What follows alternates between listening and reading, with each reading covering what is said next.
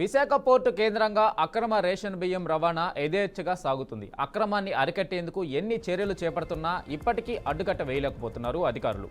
అయితే గతంలో డిసెంబర్ 9న మంత్రి నాదెండ్ల మనోహర్ చేపట్టిన తనిఖీల్లో పట్టుబడ్డ 259 టన్నుల రేషన్ బియ్యానికి తాజాగా కలెక్టర్ క్లీన్ చిట్ ఇచ్చారు. ఈ క్రమంలో అక్కడ పట్టుకున్న బియ్యం రేపో మాపో చైనాకు తరలించేందుకు ఏర్పాట్లు జరుగుతున్నాయి. ఇక ఇదే సమయంలో వాటిని ప్రభుత్వం స్వాధీనం చేసుకుని బియ్యం తీసుకొచ్చిన సంస్థపై కేసు నమోదు చేసినట్లు మంత్రి హడావిడి చేశారు.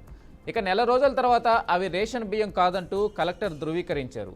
ఈ క్రమంలో వాటిని బిబో సంస్థకి ఎగుమతి కోసం అప్పగిస్తున్నట్లు కలెక్టర్ ఉత్తర్వులు జారీ చేశారు.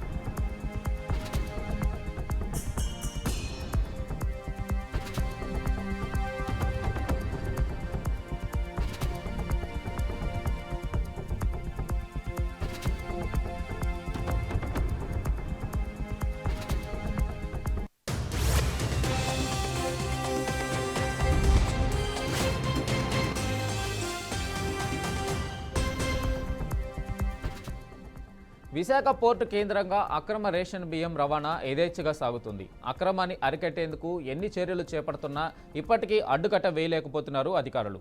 అయితే గతంలో డిసెంబర్ 9న మంత్రి నాదెండ్ల మనోహర్ చేపట్టిన తనిఖీల్లో పట్టుబడ్డ 259 టన్నుల రేషన్ బియ్యానికి తాజాగా కలెక్టర్ క్లీన్ చిట్ ఇచ్చారు.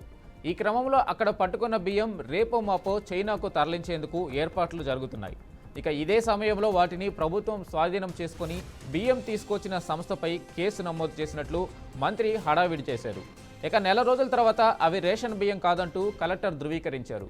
ఈ క్రమంలో వాటిని బిబో సంస్థకి ఎగుమతి కోసం అప్పగిస్తున్నట్లు కలెక్టర్ ఉత్తర్వులు జారీ చేశారు.